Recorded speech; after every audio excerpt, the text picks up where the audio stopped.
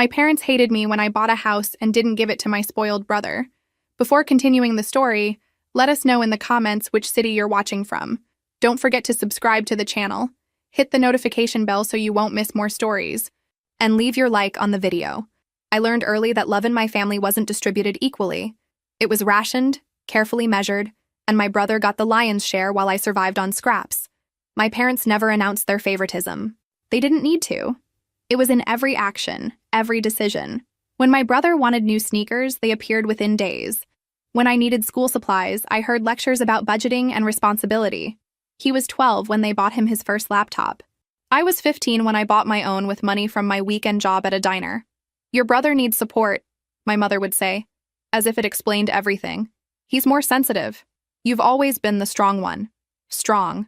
That word became my cage. It meant I didn't need encouragement when I made honor roll. It meant I didn't deserve comfort when I came home exhausted from double shifts. It meant my accomplishments were expected while his mediocrity deserved celebration. The summer I turned 16, I worked 40 hours a week at a warehouse while my brother spent 2 months at a summer camp in Colorado. My back ached from lifting boxes, my hands were rough with calluses. Meanwhile, he sent postcards about horseback riding and campfires. "Isn't it wonderful that he's having such formative experiences?" my father said at dinner one night, displaying one of the postcards on the refrigerator. I looked down at my calloused hands and said nothing. When something broke in the house, I was questioned first. When money went missing, I was accused. When my brother crashed my mother's car during his first week with a license, she cried about how traumatized he must be. When I accidentally scratched my father's car door with my bike 3 years earlier, I'd paid for the repair out of my own savings. The pattern was so consistent it became invisible to everyone but me. My brother floated through life on excuses and second chances. He quit jobs after weeks because they were too stressful or didn't appreciate him. He dropped out of community college twice. Each time, my parents nodded sympathetically and assured him he'd find his path. I found my path because I had to. At 17, I was working 2 jobs and saving every dollar. At 18, I moved into a tiny studio apartment that smelled like old carpet and cooking oil. At 19, I enrolled in cosmetology school while working nights at a 24-hour diner. My brother, at 21, still lived at home, sleeping until noon and playing video games until dawn. "He's still figuring things out," my mother explained when I stopped by one Sunday. Not everyone matures at the same pace. I looked at my brother sprawled on the couch in his pajamas at 3 in the afternoon and wondered what pace he was moving at. By 23, I'd opened my own small salon. The space was modest, just 4 styling chairs in a strip mall between a dry cleaner and a tax office. But it was mine. I'd earned it with years of brutal work schedules, skipped meals, and nights spent too exhausted to do anything but sleep. My parents visited once during the first month. They looked around with polite interest, the way you might observe someone's hobby that doesn't quite make sense to you. "This is nice," my father said. "Must be expensive to maintain." "I manage," I replied. "Your brother's been looking at business opportunities too," my mother added. "He's very interested in entrepreneurship." Interested. That was the word they used for my brother's brief enthusiasms that never translated into actual effort. He was interested in photography until he realized it required practice. Interested in personal training until he learned about certification requirements. Interested in starting a podcast until he discovered editing was work. The salon grew slowly but steadily. I built a client base through word of mouth, long hours, and genuine care for the people who sat in my chair. One of those clients became more than that. She became my first real friend outside the twisted dynamics of my family. She saw through my carefully maintained composure during our sessions. When I mentioned my brother casually, she noticed the tension in my voice. When I talked about my parents, she recognized the careful editing I did. "They sound complicated," she said once, and that understatement made me laugh for the first time in weeks. She became my reminder that relationships didn't have to be transactions.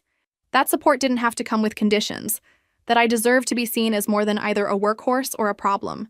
By 26, I had something I'd never had before. Savings. Real savings. The kind that could become something tangible. Something permanent. I started looking at houses, scrolling through listings late at night, imagining what it would feel like to have a place that was truly mine. I mentioned it to my parents during one of our increasingly rare dinners together. "That's ambitious," my father said, in a tone that suggested it was more reckless than ambitious. "I've been saving for years," I replied. "I'm ready." My mother's expression shifted to something I couldn't quite read. "Well, we'll see. These things take time." I didn't understand her response then. I didn't understand why my brother suddenly looked uncomfortable, or why the conversation moved quickly to other topics. I didn't understand why, over the following weeks, every time I brought up house hunting, my parents would steer the discussion toward my brother's latest struggles with employment or housing or life in general. I didn't understand yet that they'd already made plans for my money, plans that didn't include asking my permission. 3 years passed. 3 years of building something real from nothing. The salon wasn't just surviving anymore, it was thriving. I'd hired 2 other stylists, and my client base had grown through steady word of mouth and genuine care. Every week, I transferred money into my savings account. Not much at first, just whatever was left after rent and utilities. But it added up. Slowly, steadily, it grew into something that felt almost impossible, a future. I kept a notebook where I calculated and recalculated what I'd need for a down payment. I researched neighborhoods, studied mortgage rates, attended first-time homebuyer seminars on my days off. I did everything alone, the same way I'd done everything else. My friend from the salon, my first regular client who'd become something more like family, noticed my research. "House hunting?" she asked one afternoon, while I was mixing her color. "Maybe," I said. "Soon, I think." "That's amazing." Her smile was genuine, proud. "You've worked so hard for this." It was such a simple statement, but it meant everything. Someone saw my effort. Someone recognized that what I had wasn't luck or privilege. It was earned. My parents knew about my plans. I'd mentioned it several times over the past year during our monthly dinners, those increasingly strained gatherings where I showed up out of obligation more than desire. "Still thinking about buying a house?" my father would ask, in that tone suggesting I was discussing plans to climb Mount Everest in flip-flops. "Still saving," I'd reply. Then my mother would sigh, that particular sigh signaling incoming guilt. "Your brother's having such a hard time finding stable housing. The rental market is so difficult for young people." My brother was 29. I'd been supporting myself since 18. "Maybe he should consider a roommate," I'd suggest, knowing it was pointless. "Share costs." "He's very particular about his living environment," my mother would say. "He needs his own space to really thrive." I'd lived in a studio apartment the size of most people's living rooms for 5 years. I'd shared a 2-bedroom with 3 other people before that. But sure, my brother needed his own space to thrive. The conversations always followed the same pattern. I'd mention my progress, my plans. My parents would listen with distracted attention, then pivot to my brother's struggles, his needs, his sensitivities. Every family dinner became a reminder that my achievements were footnotes to his failures. But I kept saving. By 27, I had enough for a down payment on a modest house in a decent neighborhood. Not anything fancy, just a small 2-bedroom with a yard big enough for some flowers. Something mine.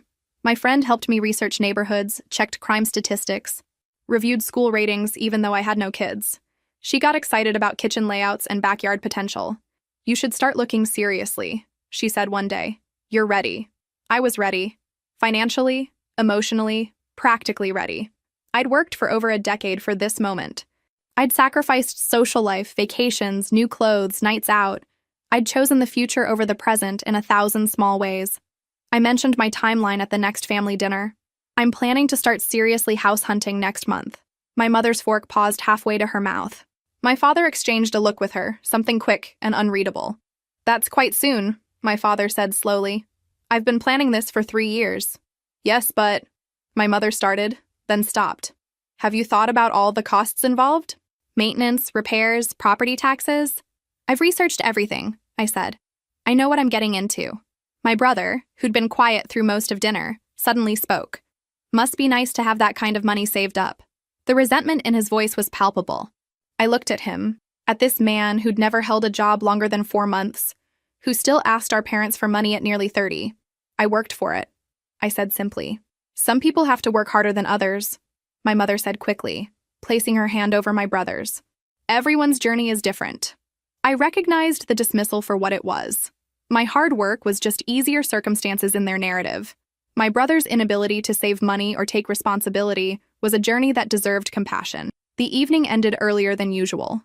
I noticed the way my parents kept exchanging glances, how they'd steer conversation away whenever I brought up specific houses.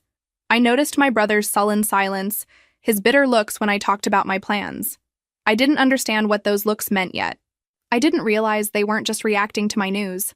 They were reacting to their own plans falling apart. Plans they'd made without asking me. Plans that involved my money, my sacrifice, my decade of work. Plans where I was a supporting character in the story of making my brother's life easier. I should have seen it coming. All the signs were there, scattered through years of conversations and redirected discussions. But I'd been too focused on my own goal, too determined to finally have something that was mine. I'd learned soon enough, in the most painful way possible.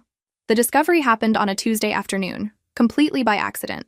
I'd stopped by my parents' house to drop off some paperwork they needed for their taxes. I did their taxes every year, one of those small responsibilities I'd somehow inherited without anyone asking. My brother certainly wasn't going to do it. I let myself in with my key, calling out as I entered. No response. Their cars were both in the driveway, so I figured they might be in the backyard or upstairs.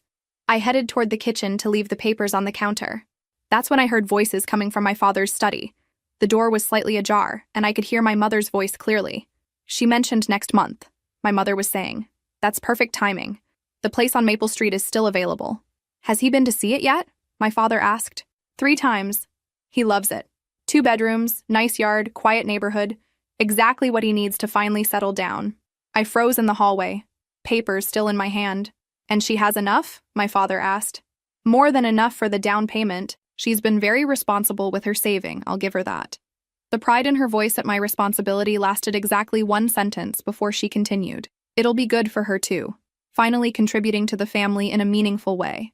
My chest felt tight. I couldn't move, couldn't breathe properly. What if she objects? My father asked. My mother laughed, actually laughed. She won't. She never does. Besides, it's time she helped her brother. He struggled for so long, and she's done so well with that little salon of hers. It's only fair. We should probably talk to her about it soon, my father said, though his tone suggested he wasn't particularly worried about my reaction. I'll bring it up at dinner this weekend. Frame it as helping family. She's always been the responsible one, the strong one. She'll understand it's the right thing to do. I stood there in the hallway, my whole body numb. They weren't suggesting I help my brother with a down payment. They were planning for me to buy him a house. My house. The house I'd spent a decade saving for, dreaming about, planning for. And they'd discussed it with him, multiple times. He'd looked at properties. He'd chosen one. They'd all decided together what to do with my money, my life, my future, the responsible one, the strong one. Those words I'd heard my entire life suddenly crystallized into their true meaning. The one who sacrifices. The one who gives up what she wants. The one who exists to make other people's lives easier. I backed away from the study, my footsteps careful and quiet on the hardwood floor. I set the tax papers on the entry table and left the house as silently as I'd entered, pulling the door closed with a soft click. I sat in my car for 20 minutes before I could trust myself to drive. My hands shook on the steering wheel. I felt sick, dizzy with the weight of what I'd learned. They'd never planned to let me buy my own house. They'd known about my savings for years, watched me scrimp and sacrifice, listened to me talk about my plans. And the whole time, they'd been making their own plans for that money. It wasn't even a request they were planning. It was an assumption, a foregone conclusion. Of course I would give my brother what he wanted. Of course I would sacrifice my dreams for his comfort. That's what I did. That's what I'd always done. Except I hadn't. Not really. I'd moved out at 18. I'd built my own business. I'd saved my own money. I'd made my own plans. But in their minds, I was still that teenager they could assign responsibilities to. Still that reliable daughter who would do what was expected without complaint. The strong one. The responsible one. The one who didn't need anything, because she could handle everything alone. I drove to the salon even though it was my day off. I let myself in through the back door and sat in my styling chair, staring at my reflection in the mirror. This woman who looked back at me had built something real. She'd earned every dollar in her savings account. She'd worked jobs that left her exhausted and in pain. She'd sacrificed years of her youth to create a future, and her family thought that future belonged to someone else. My friend called that evening. I told her everything, the words spilling out in an angry rush that left me breathless. "That's insane," she said. "You know that's completely insane, right?" "They think it's fair," I said. "They think I owe him this." "You don't owe anyone your life," she said firmly. "What are you going to do?" I looked around my apartment, this space I'd been planning to leave. I thought about the notebook full of calculations, the research, the dreams. I thought about my brother, 29 years old, and still expecting other people to solve his problems.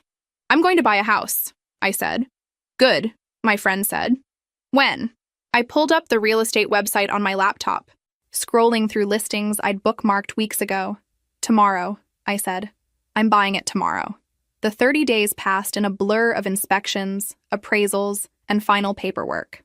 I maintained my silence with my family, showing up to occasional dinners, deflecting questions about house hunting with vague responses about still looking.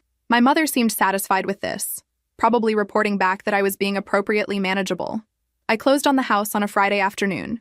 The agent handed me the keys, and I sat in my car outside the empty cottage, holding those keys like they were made of something precious.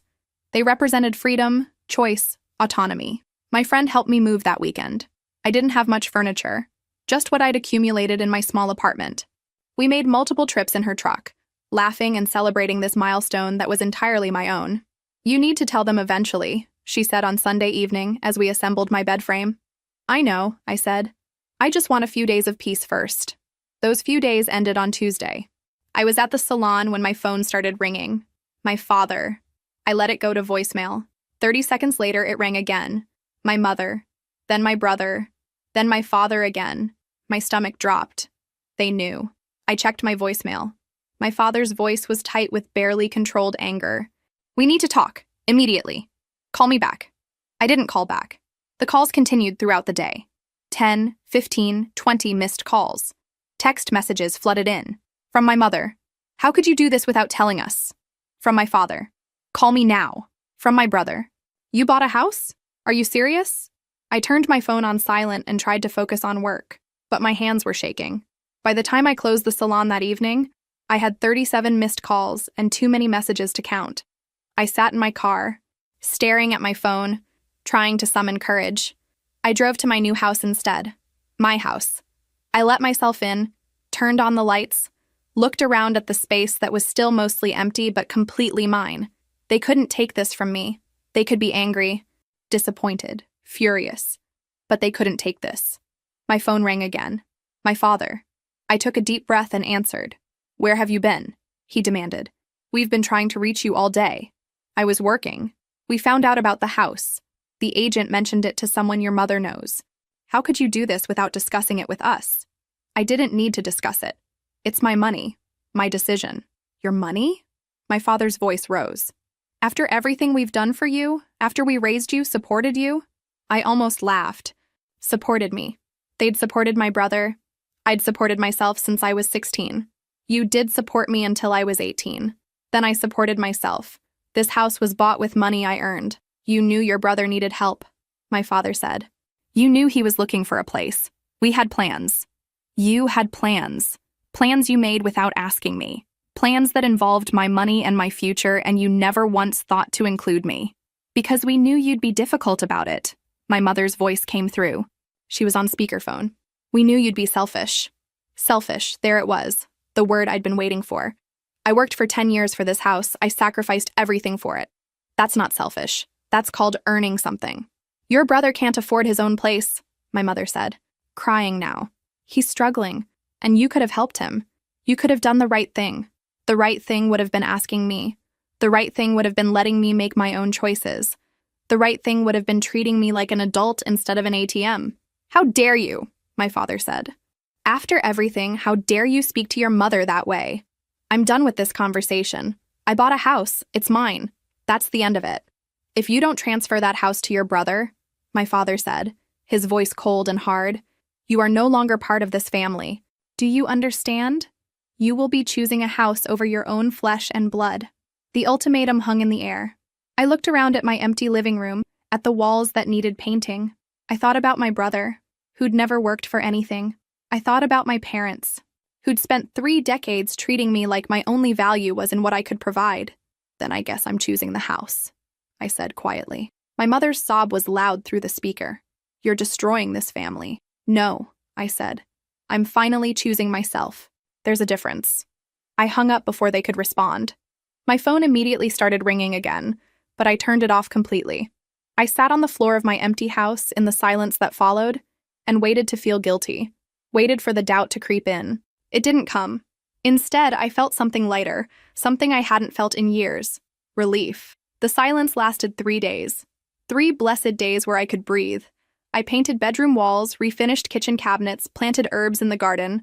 Each small improvement felt like proof that this was real, that this was mine. On the fourth day, my phone buzzed with a notification, a text message to the family group chat, the one I'd forgotten I was still part of. My brother had sent a message meant for my father, but he'd accidentally sent it to the group instead. If we keep pressuring her, she'll crack. Mom needs to cry more when she talks to her. Make her feel guilty about breaking up the family. Dad should threaten to cut her out of the will. She'll cave within a week if we make her feel isolated enough. I stared at the message, reading it 3 times to make sure I understood. It wasn't just that they were angry or disappointed. They had a strategy, a plan to manipulate me, to use guilt and threats as weapons to get what they wanted. Within seconds, my brother realized his mistake. Wrong chat, sorry. Then desperately, that was a joke. Obviously. My mother chimed in, we're just worried about you. Please call us. My father, we need to discuss this as a family. I took screenshots of everything before my brother could delete the messages. Then I left the group chat without responding. My hands were shaking, but not from fear or guilt. From anger. Pure, white-hot anger at the calculated nature of their manipulation. At the casual way my brother had outlined their strategy, as if breaking me down psychologically was just another problem to solve. My friend called that evening, her regular check-in. I told her everything. That's actually insane, she said. That's like genuinely unhinged behavior. They think it's normal, I said. They think they're entitled to my money, my work, my life, and they're shocked that I'm not playing along. What are you going to do? I looked at the screenshots on my phone. Evidence of exactly what they thought of me, how they saw me. Not as a person, but as an obstacle to overcome. I'm going to do nothing, I said. I'm going to live my life and let them deal with their own. Good, she said firmly. You don't owe them anything, especially not after this. But they weren't done trying. Over the next week, the calls started again. Not from my parents this time, but from extended family members I barely spoke to. My aunt, whom I'd seen maybe twice in the last 5 years. My grandmother, who'd never shown much interest in my life. Even my father's brother, who'd always been distant. They all called with variations of the same message. Family is important. Your brother is struggling. Couldn't you help just this once? Think about your parents' feelings. It became clear that my parents had launched a campaign, recruiting anyone they could to pressure me. They'd painted themselves as victims of my selfishness. My brother as someone deserving of pity and help. None of them asked my side of the story. None of them questioned why my brother, at nearly 30, couldn't support himself. None of them seemed to find it strange that my parents expected me to buy him a house. I kept my responses brief and consistent. This is between me and my immediate family. I appreciate your concern, but I won't be discussing this further. 2 weeks after the accidental group chat message, a letter arrived at my salon. Not at my new address, which they didn't have. At the salon, delivered by certified mail. It was from a law firm, threatening legal action if I didn't return the family's investment in my education and upbringing. They were claiming that my parents had financially supported me with the expectation of future reciprocity. It was nonsense, legally speaking, but it was telling. They were desperate enough to try intimidation tactics, to make official-sounding threats in the hope that I'd be scared into compliance. I consulted a lawyer anyway. She read the letter and actually laughed. "This is garbage," she said. "There's no legal basis for any of this, but I'd recommend sending a cease and desist letter. Let them know that any further harassment will result in actual legal action from you." I authorized the letter that same day. Something formal and intimidating, citing harassment laws and demanding all contact stop immediately. "Are you sure about this?" she asked before sending it. "This is pretty much the nuclear option with family." "They went nuclear first," I said. "I'm just responding." The letter was sent. For 48 hours, there was complete silence. Then my mother called from a number I didn't recognize. I answered without thinking, assuming it was a client. "You sent your own parents a legal threat?" she said, her voice shaking with what I assumed was rage or tears or both. "You're really going to do this to us?" "You sent one first," I pointed out. "That was just to make you see reason. We never would have actually sued you. And my letter is just to make you stop harassing me," I said calmly, "which you'll notice has included calling from a different number to get around me blocking you." She hung up without another word.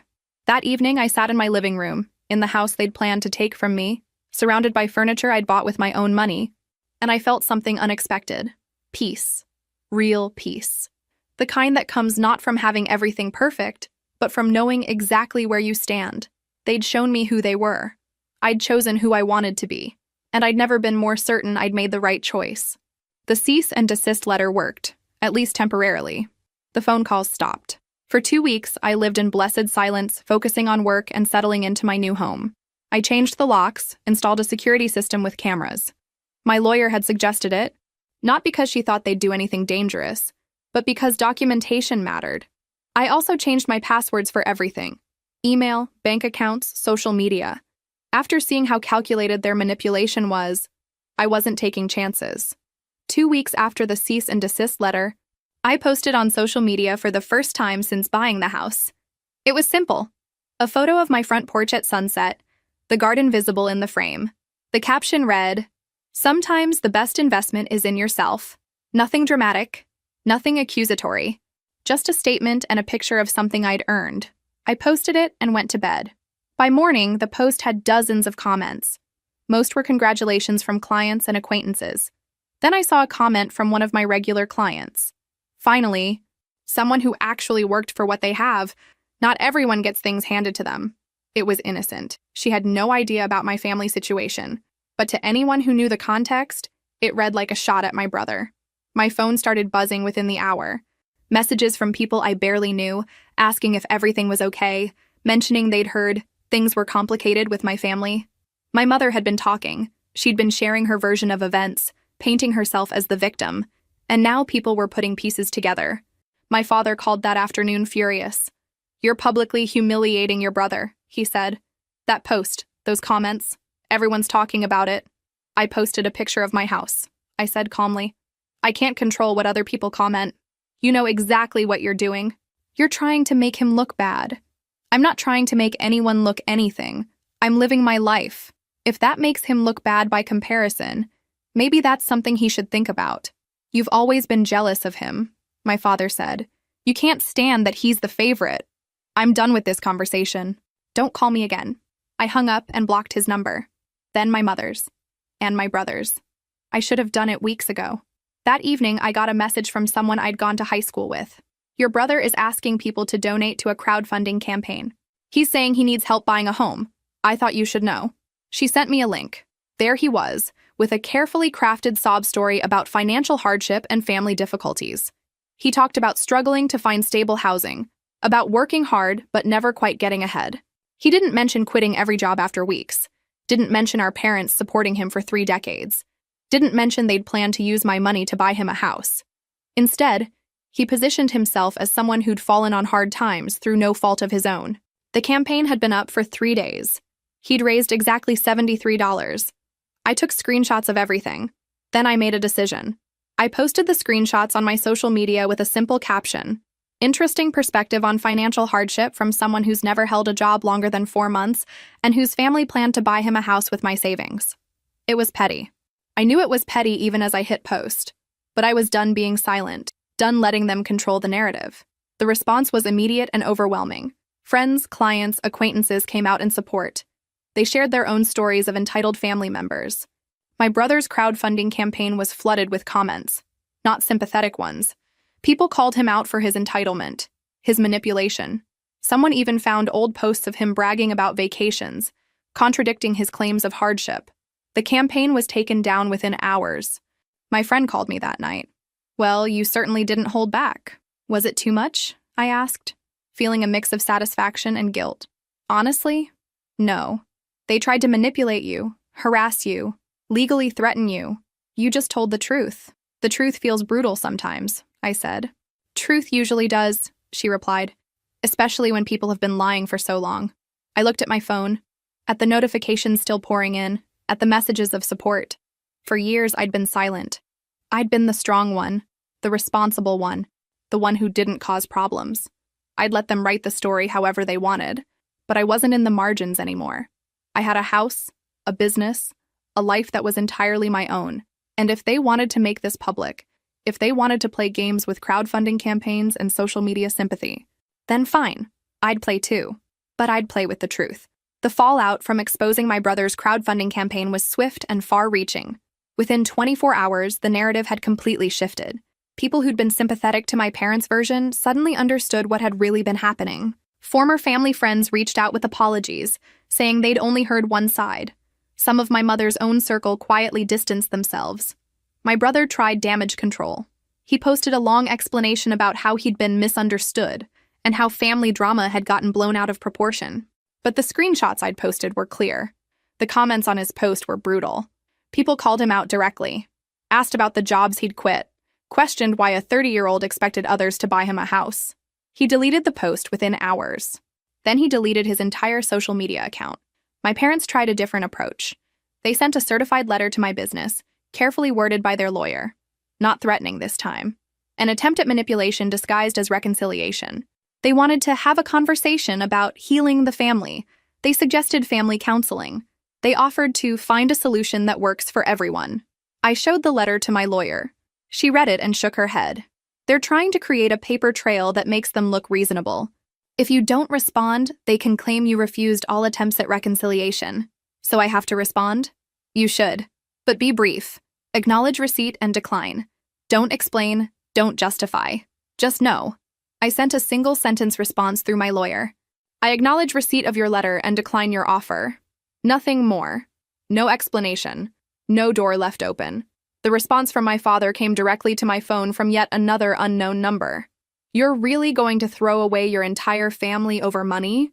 I stared at the message before responding.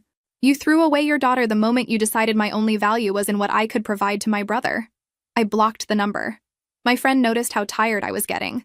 Not physically tired, but emotionally exhausted from the constant vigilance. You should take a vacation, she suggested one evening. Get away for a week, somewhere they can't find you. I can't leave the salon for that long. Yes, you can. You have 2 other stylists. When's the last time you took a real break? I couldn't remember. Years, probably. Think about it. You've been in survival mode for months. You need to actually live a little. She was right. I'd been so focused on defending my choice that I'd forgotten there was supposed to be joy in having it. I booked a week at a small cabin 3 hours away. Somewhere without cell service, without internet, without any way for my family to reach me. I told no one where I was going except my friend and my lawyer. I packed books I'd been meaning to read and comfortable clothes. The first day at the cabin, I couldn't relax. I kept checking my phone obsessively, forgetting there was no signal. I was wound so tight I couldn't sit still. The second day was better. I took a long walk. I made breakfast and ate it slowly. I read half a book on the porch. By the third day, something started to loosen in my chest. That constant vigilance began to ease. I realized I'd been holding my breath for months, and I was finally starting to breathe normally again. I thought about my brother during those quiet days, not with anger anymore, but with something closer to pity. He was 30 and had never learned how to stand on his own. Our parents had done that to him, and now he was paying the price. I thought about my parents too, about how they'd built their entire identity around managing my brother's life. They'd invested everything in the wrong child, and now they were seeing the return on that investment. And I thought about myself, about the girl who'd worked in a warehouse at 16 while her brother went to summer camp, about the woman who'd opened a salon with determination and savings, about the person I'd become, despite everything. I liked who I'd become. I liked the woman who stood her ground, who chose herself, who refused to be manipulated. On the last day, I sat on the cabin porch and watched the sunset. I thought about going home, back to my house, my business, my life. And for the first time in a long time, I felt excited about it instead of defensive. They hadn't taken anything from me. They'd revealed themselves and I'd chosen accordingly. When I returned home, there were no messages waiting, no new attempts at contact. The silence felt different now, less like the calm before a storm and more like actual peace. My friend was waiting at my house when I pulled into the driveway. Well, she asked. How was it? Necessary, I said. Really necessary. We sat on the porch together, drinking coffee and talking about nothing important. Normal things. Work and books and plans for the weekend. I'd spent so long fighting that I'd forgotten what normal felt like. It felt good. 2 months passed. 2 months of actual peace, of living without waiting for the other shoe to drop. I worked at the salon, tended my garden, had dinner with my friend. Normal things that felt revolutionary. Then, on a Tuesday morning, another certified letter arrived at the salon. My heart sank. Not again.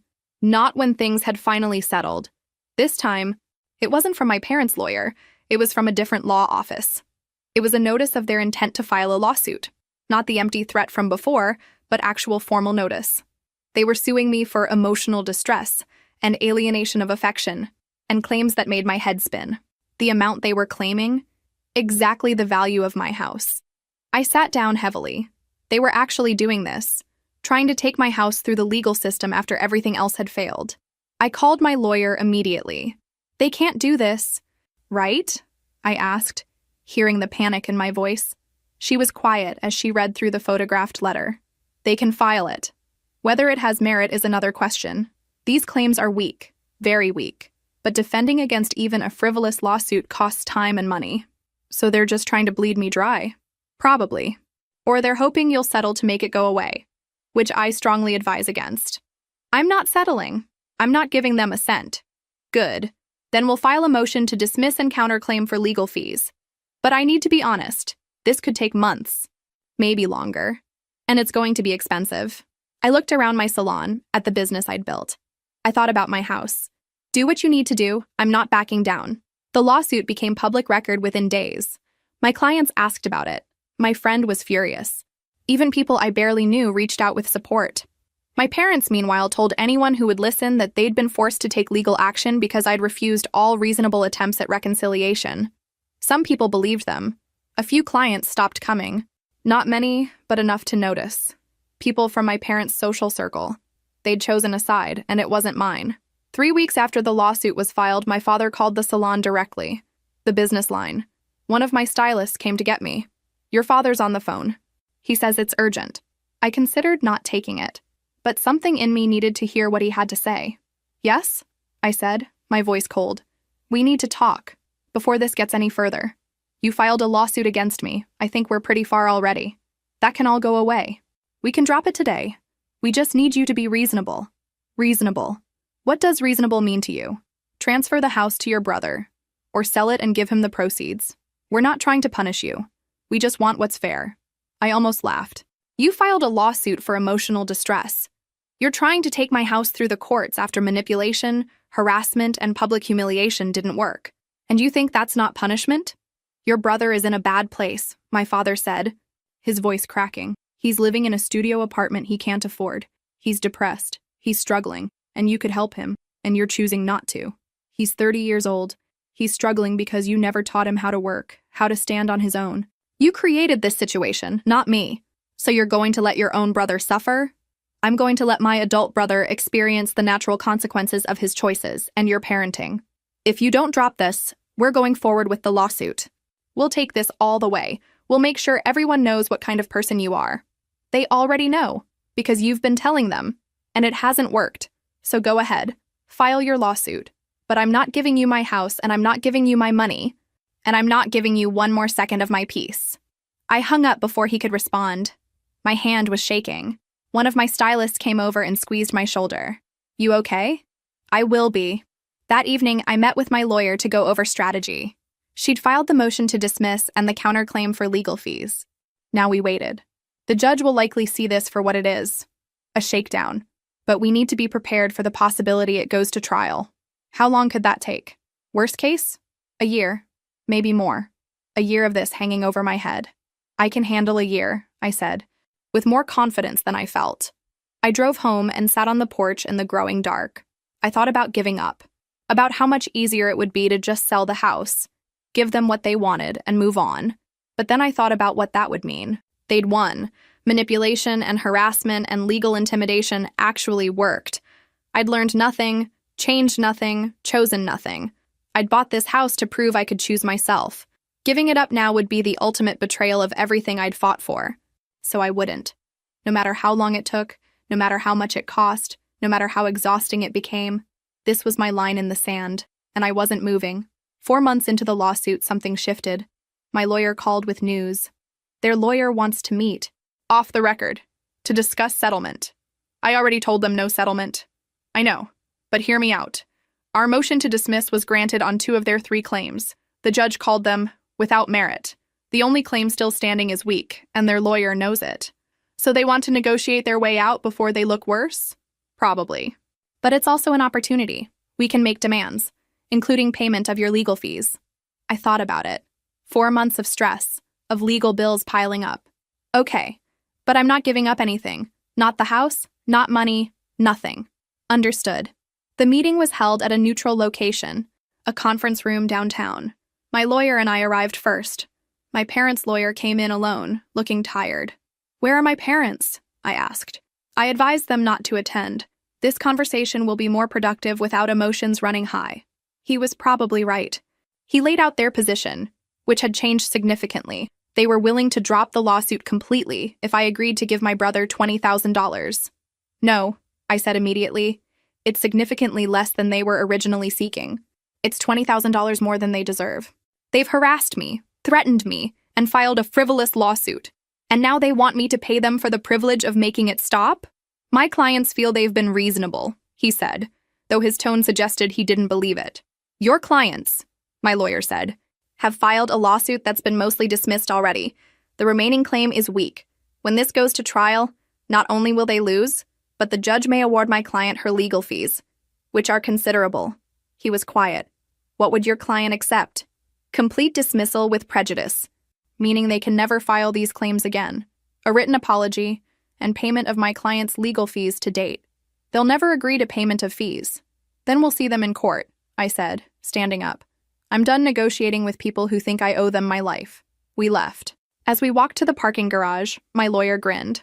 That was satisfying. "Think they'll agree?"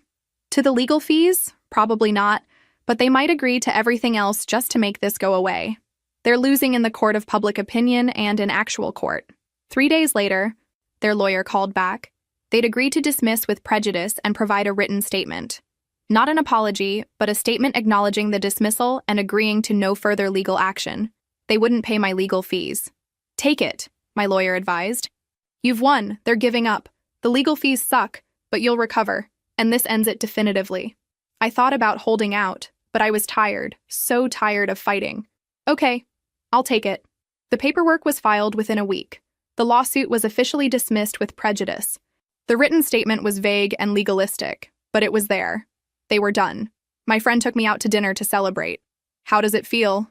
"Strange, like I should feel more relieved than I do." "You've been in fight mode for almost a year. It takes time to come down from that." She was right. Even though it was over, I still found myself checking my phone obsessively, still jumped when the salon phone rang. But slowly, over the following weeks, the tension began to ease. No more calls. No more letters. No more threats. Just silence. Real silence. The kind that meant it was actually over. 1 month after the lawsuit was dismissed, I was at the grocery store when I saw my brother. He was in the produce section, looking thin and tired, wearing clothes that had seen better days. We made eye contact. For a moment, neither of us moved. Then he looked away first and walked quickly in the other direction. I stood there, holding a bag of apples, feeling something complicated. Not satisfaction. Not pity. Something closer to sadness for what could have been different if our parents had raised us both instead of just him. But he was 30 years old now. Whatever he did with his life from here was his choice. I couldn't fix him. Couldn't save him. Couldn't make up for decades of learned helplessness. All I could do was live my own life. I finished my shopping and went home to my house. I made dinner in my kitchen, ate it on my porch, watched the sunset over my garden. It was mine. All of it. Earned through work and sacrifice and the courage to choose myself. They'd tried everything. Manipulation, guilt, harassment, legal threats, lawsuits. And I'd survived all of it. More than survived. I'd won. Not because I'd destroyed them or gotten revenge. I'd won because I'd kept what was mine. Because I'd refused to let them rewrite my story or steal my future. I'd won because I was free. 6 months after the lawsuit was dismissed, I thought the story was over. I'd moved on with my life, focused on the salon, enjoyed my house. The past felt like something I'd survived and left behind. Then my brother showed up at my door. It was a Saturday morning. I was still in pajamas drinking coffee on the porch when I saw him walking up the driveway. He looked worse than at the grocery store. Thinner, more tired, wearing the same jacket. My first instinct was to go inside and lock the door. But something stopped me. Maybe curiosity. Maybe the lingering remnants of the sister I'd once been. "What do you want?" I asked, not standing up, not inviting him closer. "Can I talk to you just for a minute?" "You have 5 minutes, talk from there." I gestured to where he stood, several feet from the porch. He swallowed hard. "I need a place to stay. Just temporarily. A week, maybe 2. I got evicted and I have nowhere else to go." I should have felt satisfaction. This was the natural consequence of his choices. But mostly, I just felt tired. No, I said simply. Please, he said, tears in his eyes. I know I don't deserve it. I know I've been terrible. But I'm desperate. Mom and Dad cut me off. They said if I couldn't figure it out on my own by now, they were done helping me. That surprised me. After everything they'd done to try to get me to support him, they'd finally given up. So now you come to me, the sister you tried to steal from, the one you and Mom and Dad harassed and sued. Now that they've abandoned you, I'm supposed to step in? I didn't know it would go this far, he said, his voice breaking. I swear, I didn't think they'd actually sue you. That was all them. I just wanted help. And they said you'd come around eventually. You knew exactly what they were planning. You looked at houses. You chose the one you wanted. You were part of it from the beginning. I was 29 and still living with my parents. I didn't know how to do anything else. They always fixed everything for me. I thought this was just another thing they'd fix. I looked at him. Really looked at him. This man who'd had every advantage and squandered all of it. You're 30 now. Still don't know how to do anything? I have a job. I've been working at a warehouse for 3 months. It doesn't pay much, but it's steady. I couldn't make rent this month after paying back some debts. 3 months. The longest he'd ever held a job, as far as I knew. Where were you planning to go after 2 weeks here? I don't know. I was just trying to solve the immediate problem. There it was. The pattern that had defined his entire life. Never thinking ahead, never planning, just lurching from crisis to crisis. I can't help you. Not because I'm cruel or heartless. Because helping you now would just be another reset button. Another way to avoid consequences. You need to figure this out yourself. I don't know how, he said, genuinely lost. Then learn. The way I did. The way millions of people do every day. You call shelters. You ask about assistance programs. You reach out to friends. You make a plan. You do it scared and uncertain and without a safety net, because that's what being an adult means. You really won't help me at all? Not even with information about where to go? I pulled out my phone and searched for resources. I forwarded him a list of shelters, assistance programs, food banks, and job training services. That's all the help I can give you. Information. What you do with it is up to you. He looked at his phone. You really hate me that much? I don't hate you. I pity you. Our parents broke you by never letting you struggle, never letting you fail, never teaching you that you were capable. They loved you in the worst way possible. And I can't fix what they did to you. Only you can do that. By staying in a shelter and eating at food banks? By learning that you can survive hard things? By discovering that you're more capable than they ever let you believe? By building something yourself instead of expecting it to be handed to you? He was quiet. You're really not going to let me stay here? No. Even knowing I might end up on the street? You won't end up on the street if you use those resources. But even if you did, that's your responsibility, not mine. I can't save you from yourself. He turned to leave, then looked back. I'm sorry. For all of it. The house thing, the lawsuit, everything. I'm sorry. It was the first time he'd ever apologized to me for anything. I believe you, but that doesn't change my answer. He nodded and walked away. I watched him reach the street, hesitate, then pull out his phone and start scrolling through the resources I'd sent. It wasn't much, but it was a start. My friend called an hour later. She'd seen my brother leaving. Are you okay? I think so. I just turned away my brother who was asking for help. You gave him resources. That is help, just not the kind that would enable him. He apologized. Good. He should have. Did it change anything? No. But it was something. I sat on my porch long after, thinking about the boy my brother had been and the man he'd become, thinking about whether he'd actually use those resources or find another person to manipulate. But mostly, I thought about the fact that it wasn't my problem anymore. He was 30 years old. What happened next was up to him, and I was finally, truly free. 1 year later, I was at the salon when a familiar face appeared. My mother. She looked older, tired beyond physical exhaustion. She stood in the doorway, not quite entering, waiting for permission. I was with a client, mid-cut. I caught her eye in the mirror and gestured to the waiting area. She sat quietly. It took 20 minutes to finish. When the client left, I locked the door and flipped the sign to closed. What do you want? To talk. If you'll let me. I gestured to a styling chair. She sat, and I leaned against the counter, arms crossed. I wanted to tell you that I'm proud of you. This place, your house, everything you've built. I didn't respond.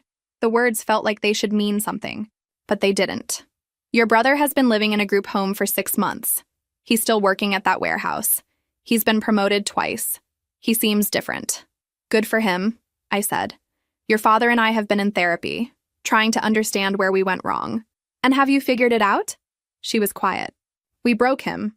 We loved him so much we never let him grow up. And we were so hard on you that you had to grow up too fast. It was the closest thing to acknowledgement I'd ever gotten. Why are you here? I wanted to apologize for everything. The favoritism, the harassment, the lawsuit, for not seeing you as a person instead of just a resource. Okay, apology noted. I know it doesn't fix anything. I'm not here asking for forgiveness or reconciliation. I just wanted you to know that I understand now what we did to you. I studied her face. She just looked sad and tired and genuinely remorseful. You didn't take anything from me. You tried, but I didn't let you. That's the difference. I know. That's why I'm proud of you. You were strong enough to stand up to us. He's learning too. You said so yourself. At 30. He's learning at 30 what you knew at 18. We sat in silence. Then she stood. I won't take more of your time. I just wanted you to know that I see you now. And I'm sorry it took losing you for me to understand. What about Dad? Her expression flickered. He's working on it. He's more stubborn, but he's trying. She walked to the door, then paused. If you ever want to talk, I'll be here. No expectations. Maybe someday, I said. She nodded and left. I stood in my empty salon, processing. It hadn't fixed anything, but it was something. That evening, I told my friend over dinner.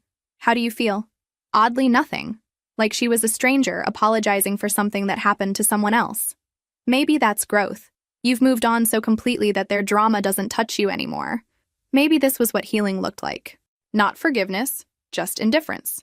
3 months later, I saw my brother at a coffee shop. He was with people, laughing.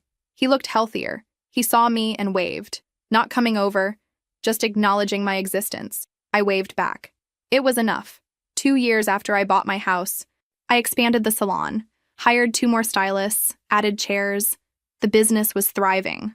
My friend had become family in every way that mattered. She was the sister I'd chosen. My house had become a home, the walls I'd painted, the garden I'd grown. Every corner was mine, earned through work and sacrifice. My parents sent a birthday card. Simple, no pressure. I sent a polite thank you text. We weren't reconciled, probably never would be. But we'd reached a detente. My brother kept his warehouse job, got an apartment with a roommate, started community college part-time. I heard updates through acquaintances. I was glad for him, in an abstract way. But his journey was his own, not my responsibility. I was 30 now, the same age my brother had been when he'd shown up desperate at my door. I thought about the girl I'd been at 16, working while he went to summer camp, the young woman at 23, opening a salon with determination, the person at 27, standing in an empty house with keys in hand. I'd fought for every single thing I had. No one had given me anything, and somehow, that made it all more precious. I sat on my porch one evening, watching the sunset over my garden, drinking coffee in my house earned through a decade of work. My phone buzzed. My friend asking if I wanted to catch a movie tomorrow. I smiled and texted yes. This was my life, built by my hands, chosen by my heart, earned through my refusal to be anything less than what I knew I could be. They'd tried to take it from me. They'd failed. Because in the end, I didn't just win a house. I won myself, and that was worth everything.